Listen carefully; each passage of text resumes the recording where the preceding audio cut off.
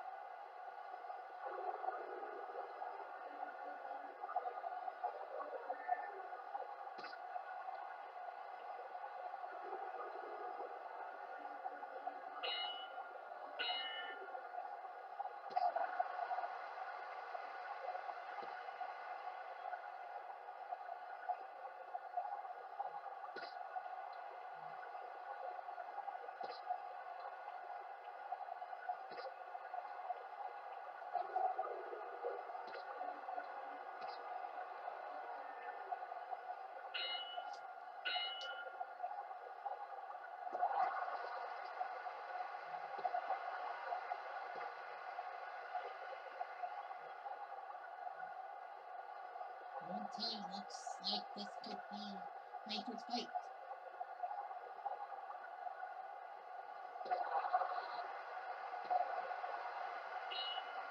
Ladies and gentlemen, we have your decision. Well, they might be well, they're saying Pete Herman may have had it. I doubt it. Personally, you know where I'm going to go with this, but I think Langford should win this one. I think he beat Pete Herman, didn't he? Or no, sorry, Jack Dempsey beat him. Yeah. Anyway, here's the scorecards. Please, for the love of hockey pucks. Oh, sorry about that. Something creeping out. Oh, about that. Sorry about that. 96-94 Pete Herman. Marshall Walker says 96-94 for Langford. Okay.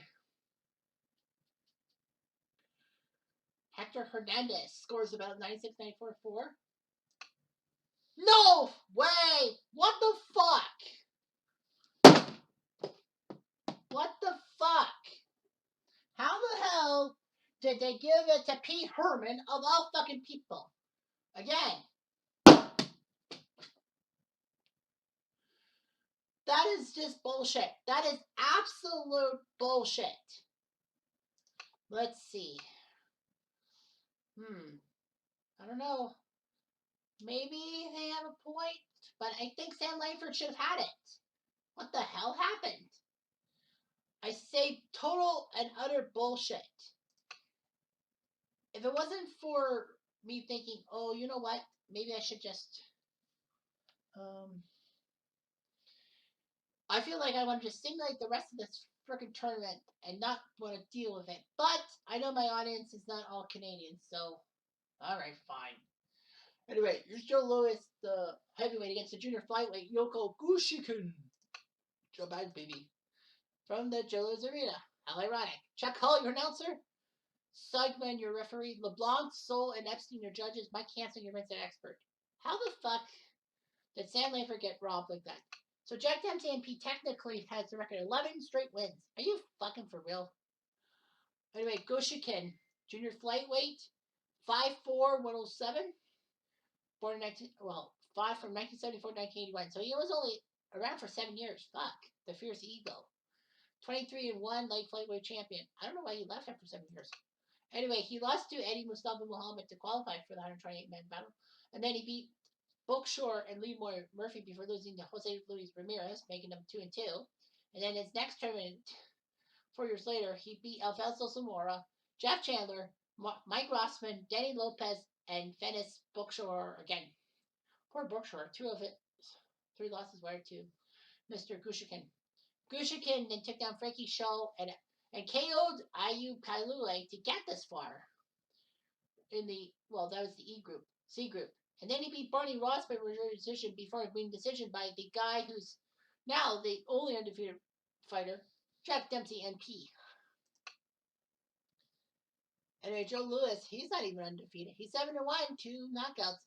The Brown Bomber, one of the greatest fighters of all time, 6'2", 200 pounds today, 1934 to 1951. He was 69-3 in real life, world heavyweight champion. Lost it and then never got it back. His only loss was to Benny Leonard in Group D, like in the 3rd round. After beating George Levine and DeLo Lloyd to get this far to the third 2-man thing, he got decision by Benny Leonard. Well, he beat Kid Gallivan, Charlie Fusari, Carl Olsen, Jack Hitberg, and Max Schmeling to get this far. I mean, being Max Schmeling is hard enough. So anyway, yeah, here we go. Sour. Very sour. It's totally random. I swear it's more random than it should be. I'm sorry, but I am just bitter. I'm a fucking bitter guy.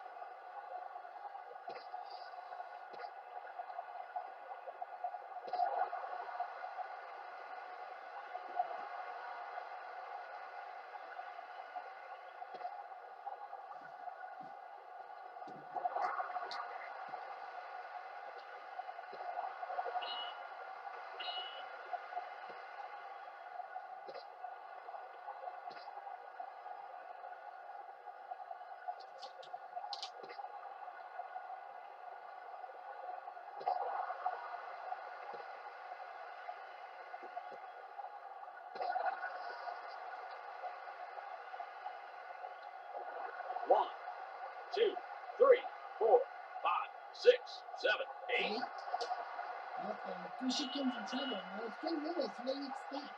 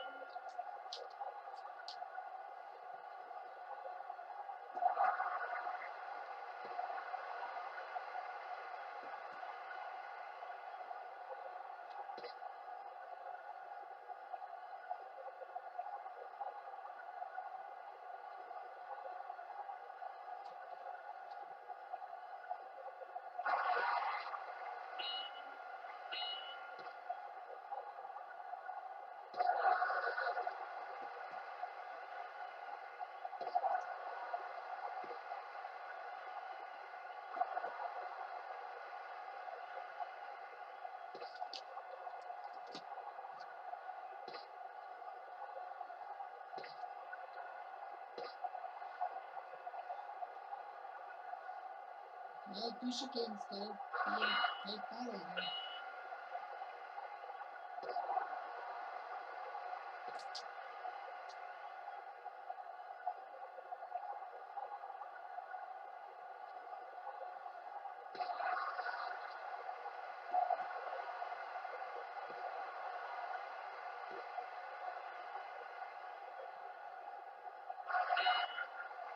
Number 9. That's holding him over Kushikin's chances to beat Joe, I believe.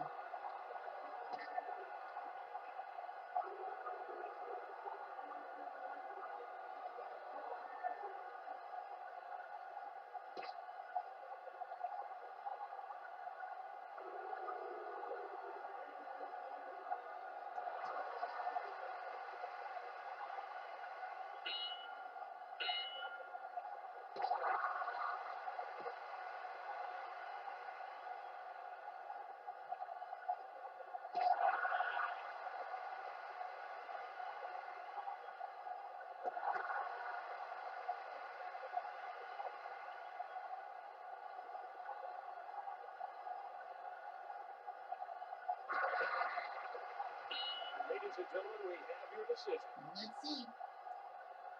Kushikin looked like he was going to come in on top. The scorecards say 95-94 for Kushikin. I would have loved to see a Langford Lewis second round matchup.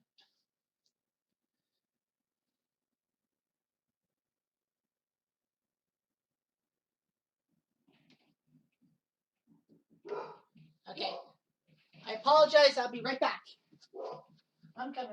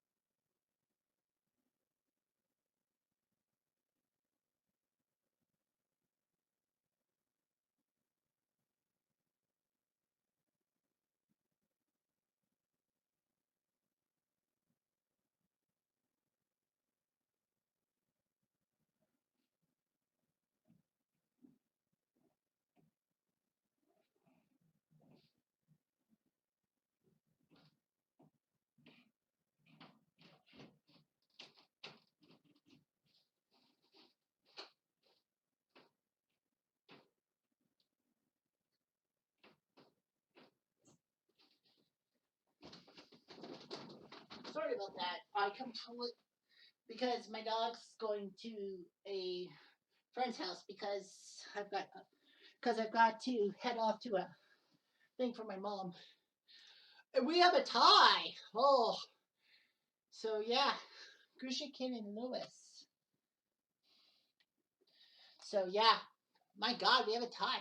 Two Canadian judges, and they said Louis was going to win, and the American judge said Grushikin. So now, for the second time, we have a rematch at Briggs Stadium in Detroit. And Joe Louis won. I kind of figured he was going to win. I like Grushikin in a sense, but I think it's the Brown Bomber, and Joe Louis won. We could have loved to see a Joe Louis versus Sam Langford matchup. I think they faced each other, didn't they? I think they did. No, wait, no, Louis lost to Betty Leonard. It would have been nice to see Langford Joe Louis in the second round, but no. Oh.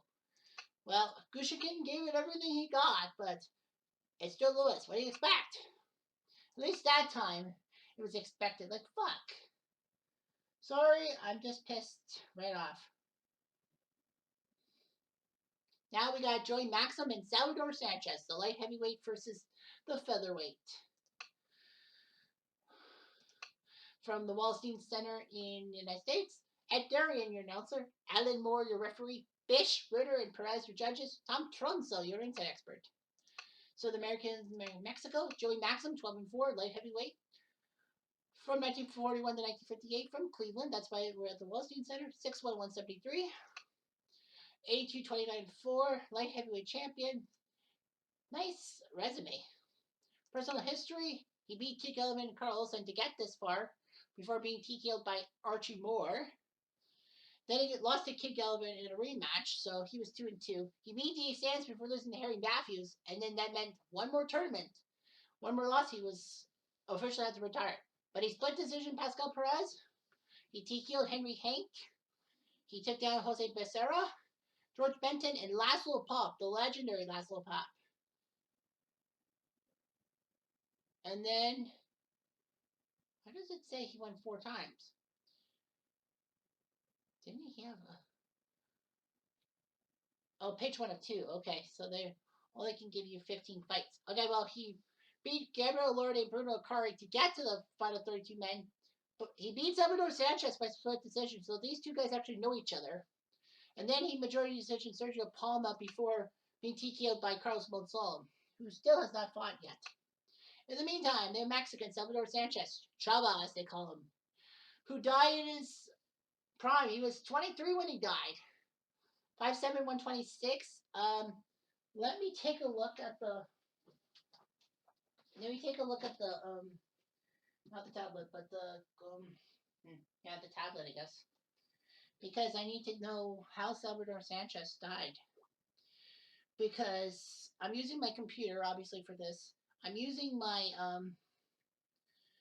my cell phone.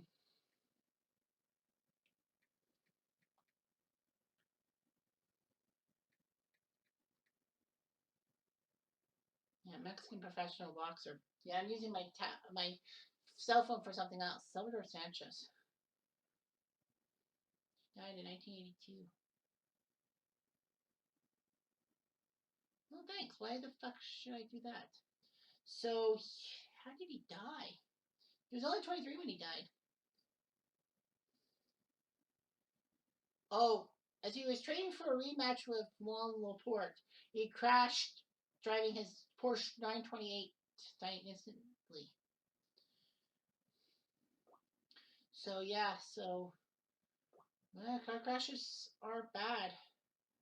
I hate to say it, but can't really grow out of a car crash.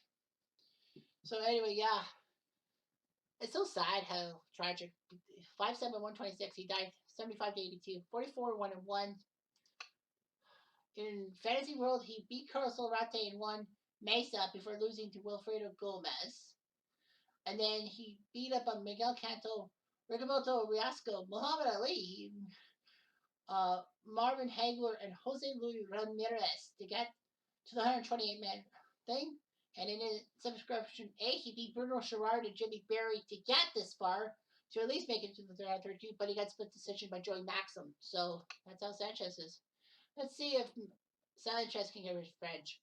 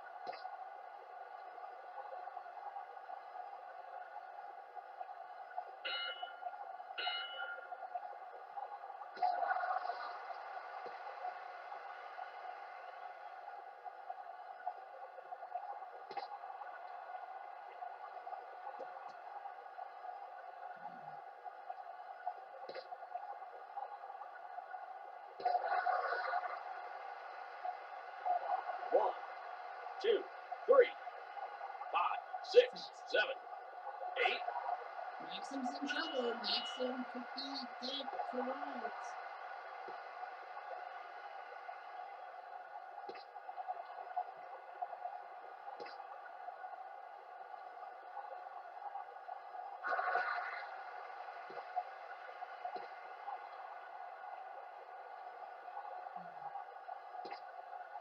We'll see what happens here.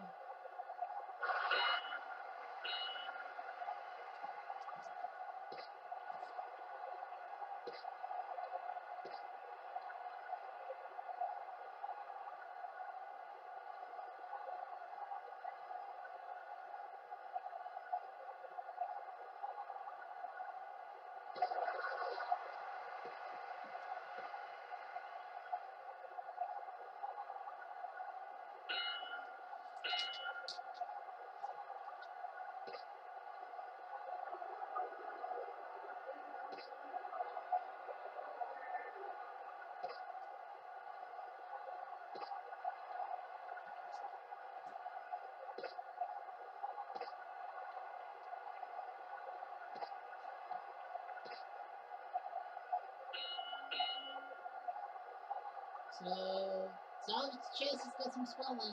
Maxim is carrying his hands low, so look at the. 1, 2, 3. Maxim 6, will hit 7, the 8. deck for the American 8 count. Let's see if Maxim can survive this time.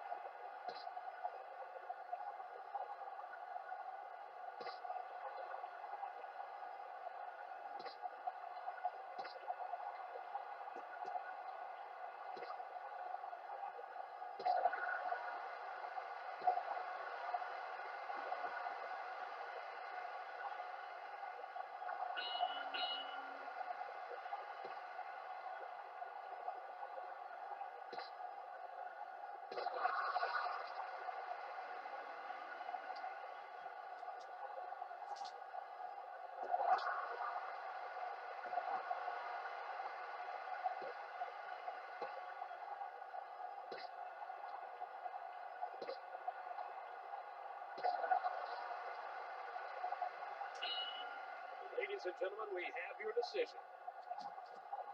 Now we have a fight, and oh, I was gonna say, well, who won?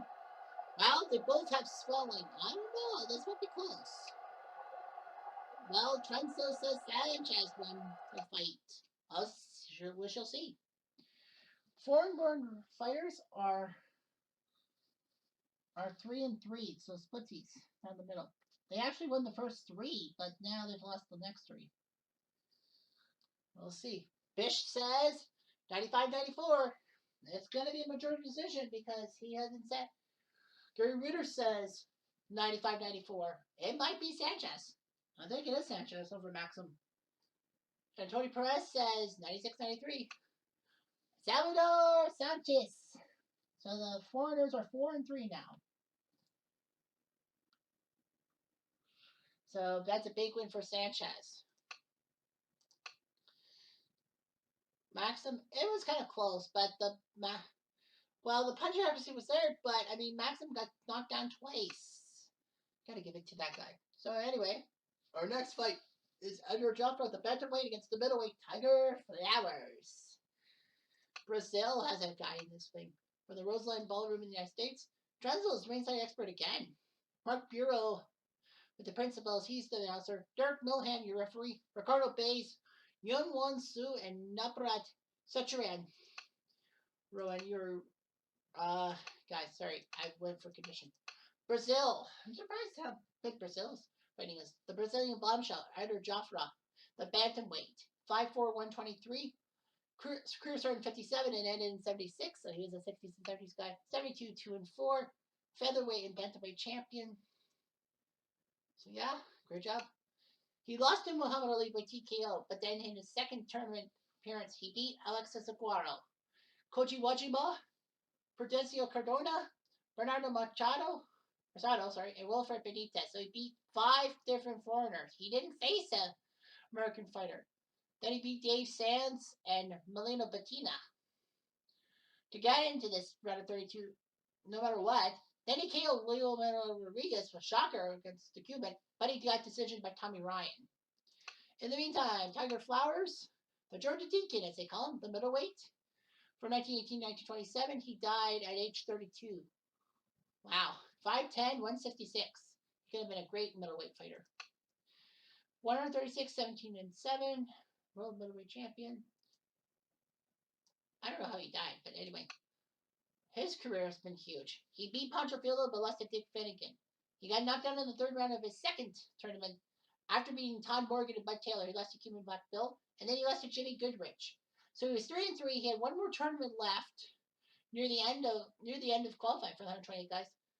And then he beat Frank Craig, Johnny Wilson, Howard Mayberry, Kid Graves, and George Manley to get this far. And then Flowers followed it up with a Group B movement, beating Charlie Burley and Michael Nunn to get to the round of 32 automatically. But he got decision by Sugar Ray Robinson. So let's see what Tiger can do.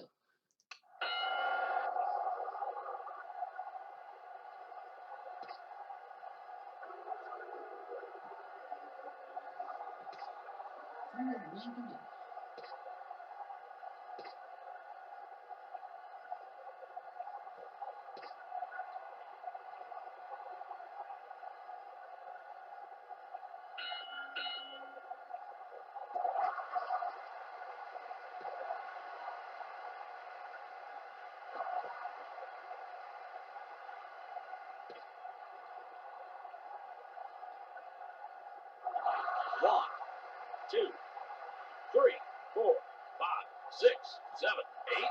Is that it for Flowers?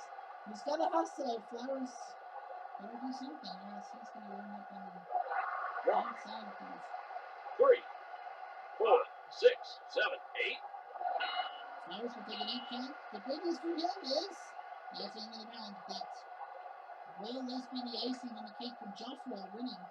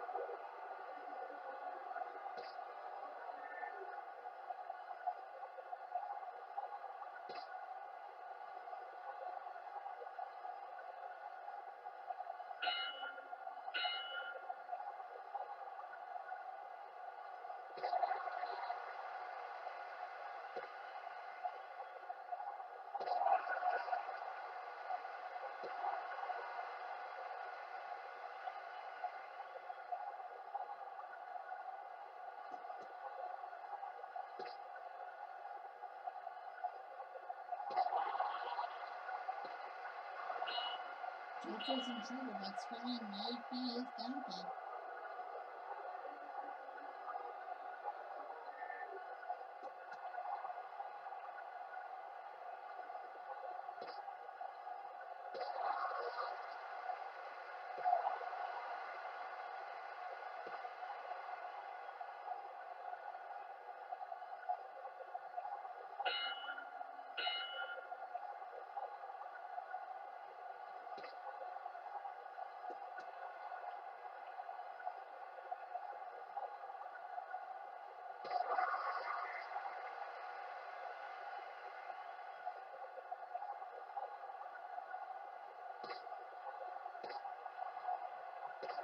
So round 10. Here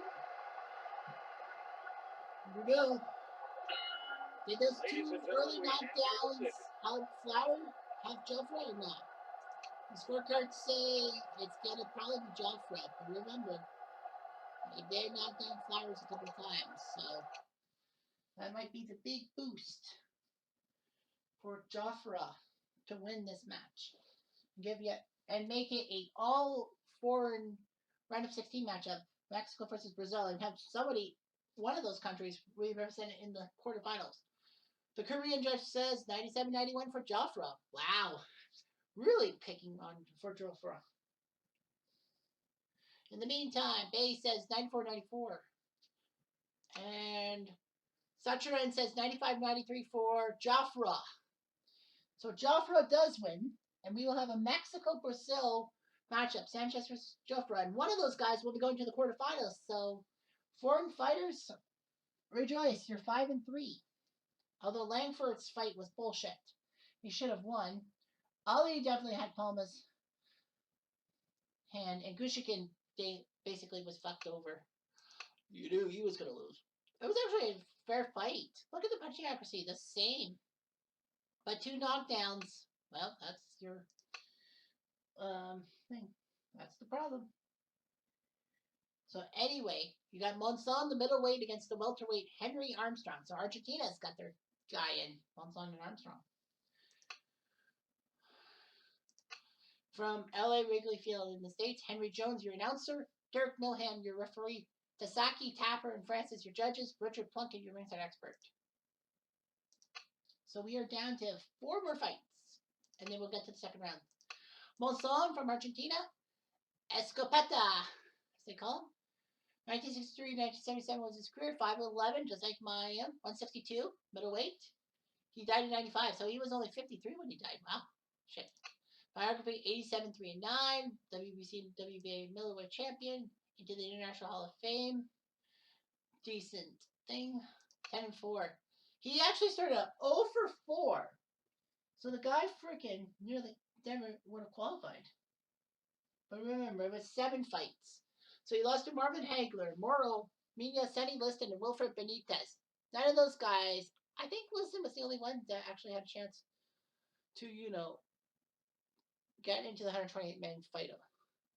And then he beat Antonio Amaya, Adolphe Pruitt, Pascal Perez, Sola Foley, and Carlos Ortiz to get into this tournament. To get into the 128-man thing. And then in Group A, he defeated Tom Sharkey, the legendary Irishman, by decision. TKO Frank Klaus to get into the round of 32 tournament no matter what. Decision Roberto Duran. Decision Joe Gans. And TKO Joey Maxim to be a top 4 seed, and he is the 3 seed. On the other side of the coin is Henry Armstrong, 8-2, 8 knockouts. I think he's got the most wins by somebody who's all of his wins come from some form of knockout. Hurricane Hank, as they call him, 5'5", 137 from 1931 1945. So he was a Depression era fighter. 149, 21-10. Everyone seemed to fight a lot back in the old days. World welterweight, lightweight, and featherweight champion. So he was a 3-division champion. Well, his 2 losses. Well, he lost to Charlie Burley after beating Harry Matthews by TKO. Then his second turnaround, he TKO'd Rube Burns, George Manley, Freddie Miller, Benny Lynch, and Midget Wilgust, all in order. Then he TKO'd Sandy Sadler to get to Cal McCarthy, who he KO'd, and then he got decision by Sergio Palma. Well, Palma's out. Ali got him. So, yeah, let's see what happens.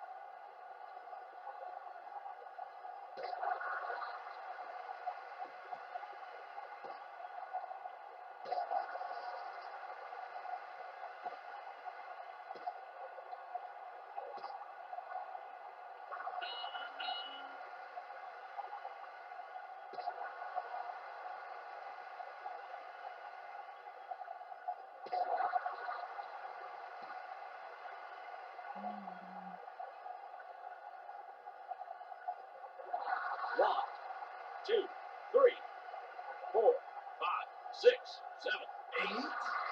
When Son's in trouble, he has to take the aim for 8 count.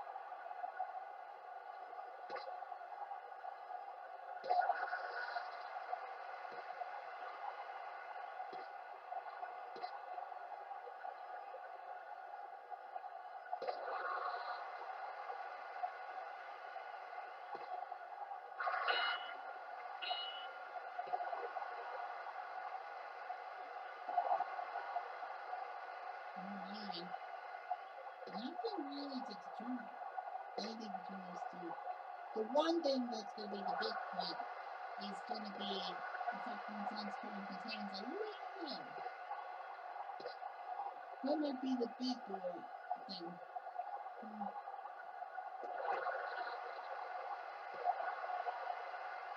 And the swelling too. There's some swelling on him.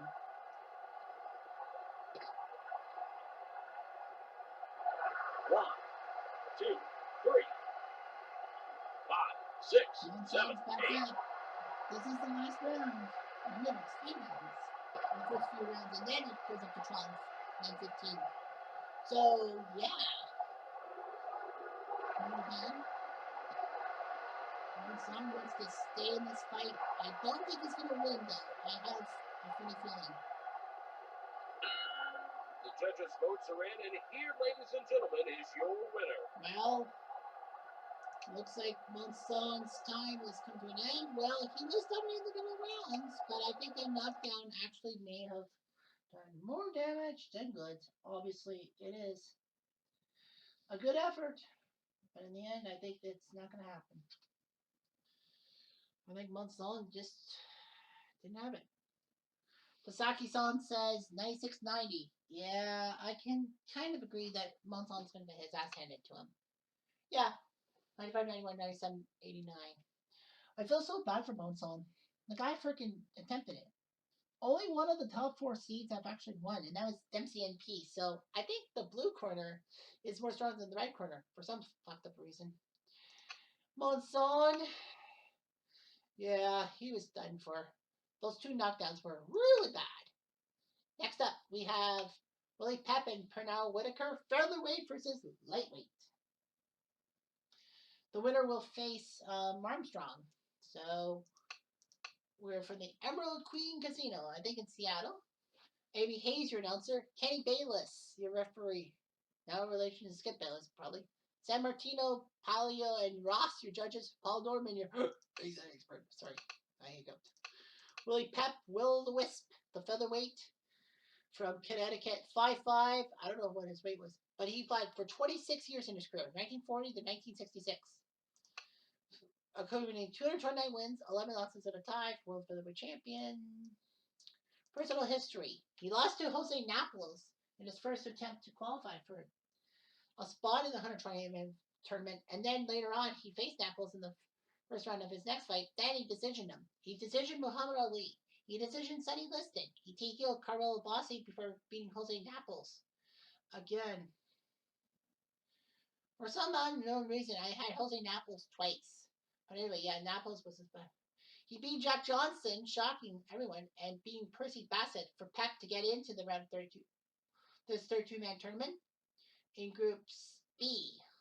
He put a majority decision on Pernell Whitaker, so they've actually fought each other. But he got decisioned by Gene Cunning. In the meantime, Sweet Pea 11-2, 3 knockouts. The lightweight guy, 5'6", 142 today. 84 to 2001, that was his career. 44-1 with a no contest. Look at this. Welterweight, light middleweight, light welterweight, lightweight. Part of the 84 U.S. Olympic Dream Team, that one of the best Olympic boxing groups ever. Some say 76, some say 84. Well, he beat James Toney, Corey Sanders, Joe Kelsake, Michael Nunn in his first tournament, but before losing to Roberto Duran by split decision. But he was allowed to compete in the next tournament because he lost the final and he was 4-1, so they decided to give him a chance. So he beat Vince Phillips, Michael Moore, Carl Thompson, and Julio Cesar Vasquez, and then decision Evander Real Deal Holyfield to get this far. And then he went to the 120-man tournament, Group B. He took down Jack Burke and Mike McCollum to get this far before losing to Willie Pep by majority decision. Whitaker says he's not going to do that again.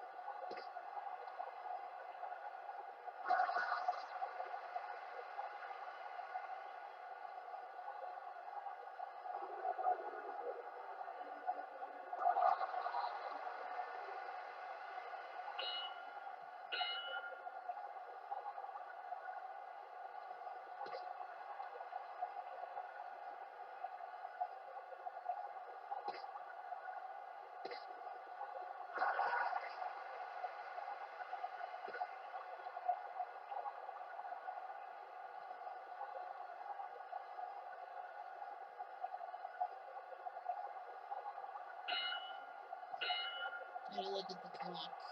Okay, funny man. Okay, so alright.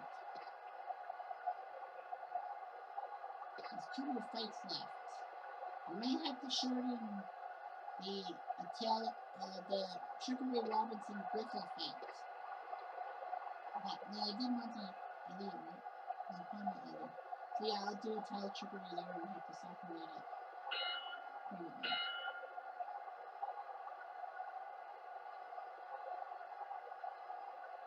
So yeah, I was just checking the clock.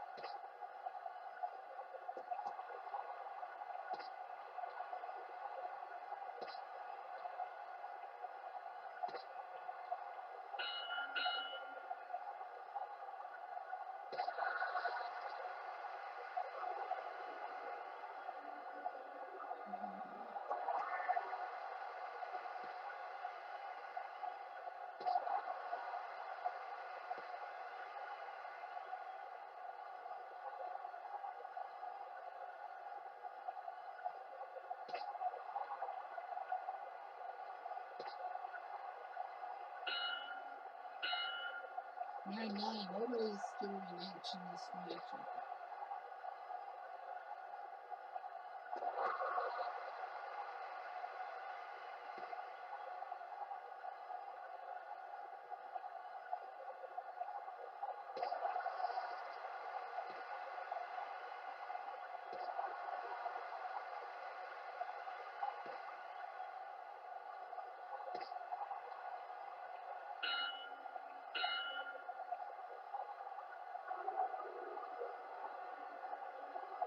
Okay.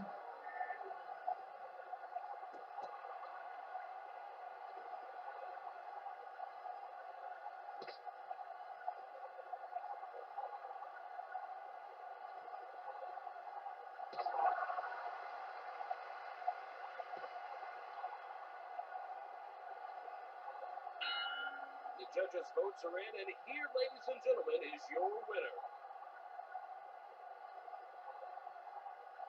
Well,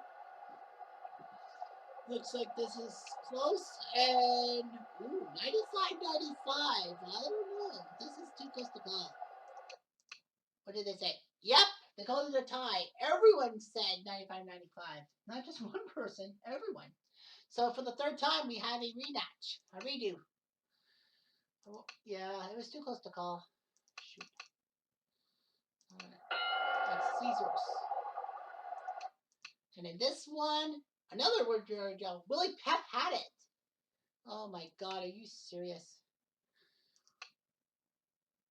I think Pernell Whitaker. Pep deserved it, then Whitaker. Someone has to win. Are you serious? Oh my God. The celebrity fever.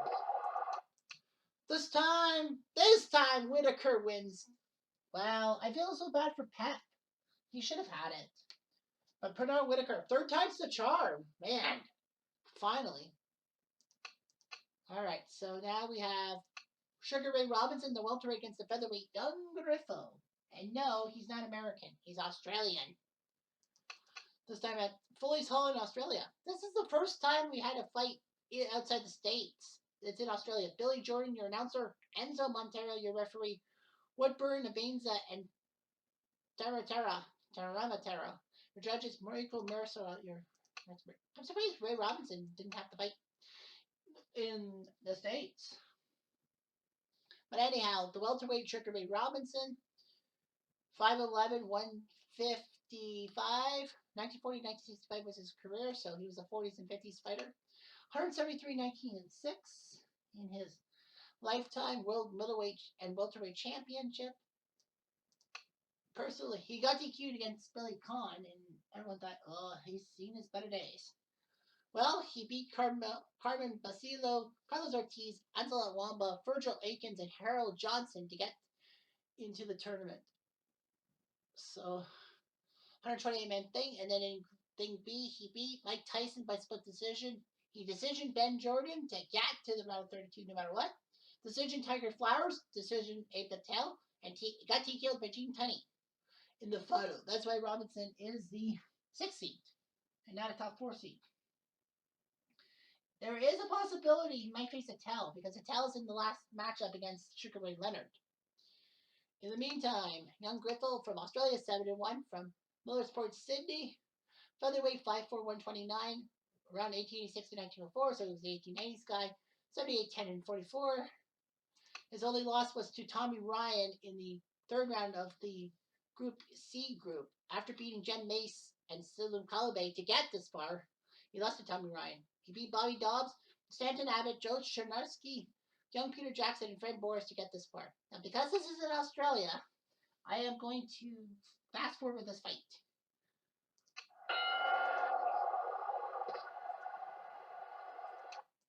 And in the end, Ray Robinson, oh, he crushed him. He crushed him like fine powder. So Sugar Ray Robinson defeats Griffo. So, okay. Fair enough. The Griffo tried, but Sugar Ray did it. So that's a big knockdown. Next up, well, could we have the Battle of Sugar Ray? We could. Sugar Ray Leonard, the junior middleweight against the featherweight Abe Patel, the Fighting Hebrew. Oldsboro Sports Center in Kentucky. Ed Darian, your announcer. Arthur McConte, your referee. Howard Cuevas Colasso, and Krabs, your judges. Roy Pafe, your ringside expert. So, Abe Patel, 9'2", the little Hebrew, as they call him. 135 pounds from 1900 to 1917. The worst part about Abe Patel is that after his boxing career, he became the bodyguard for some gamblers who were involved in the 1919 Black Sox scandal. He was the world featherweight champion, 58-81. Personally, he beat Willie Ritchie before losing to Miguel Velasquez. A shocker. Then he beat up on Packy McFarlane, Frank Moran, Mexican Joe Rivers, Ted Kid Lewis, and Lockport Jimmy Duffy to get into the 128-man battle. And then in Section B, he beat Harry Greb and Dwight Quay to get to the 32-man thing. He beat Tony Shuko, who made a giant upset of Gene Tunney. And then Sugar Ray Robinson, he lost to by decision. So Sugar Ray Robinson could face Attell again. And Sugar Ray Leonard, junior middleweight from Maryland, 5'10", 155, 77 to 97 was his career. So he took part in the Olympics, if memory serves me right. Look at all these things. Welterweight, middleweight, super middleweight, and all that. He had those 2 key fights with Roberto Duran, which he lost in Montreal, but he won in New Orleans. He was 0-3 in the universe. He lost to Ricardo Lopez, Roberto Gomez, and Jeff Fenech. People thought he would sail his better days, but his 4th time around, he beat Larry Holmes, Simon Brown, Louis DeVille, Regilio Tour, and Frankie Lyles. In subsection D, he beat John Henry Lewis and Bobby Dobbs to get to this point in the whole thing. However, he lost to Joe Frazier by unanimous decision. So we do have a bit of a time frame, a time constraint. But anyway, let's get to Italian language.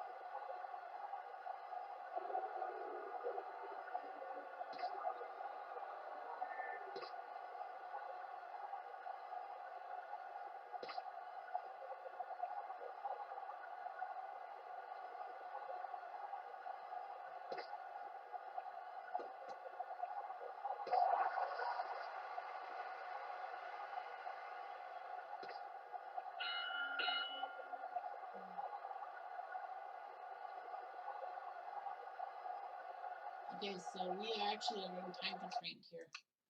And whoa! Wow! Krebs, what the hell? Ava Tell? Really? Wow. I didn't think that was happening. So Italian Sugar Ray Robinson will have a rematch. 192. How? Oof. So Sugar Ray, I thought deserved it. Well, maybe not because he had a cut. All right, so we'll be going ahead. Next video, we'll start the round of 16, the Sweet 16, and 8 matchups to be sure. Anyway, I'm Jeff Diamond. Ado.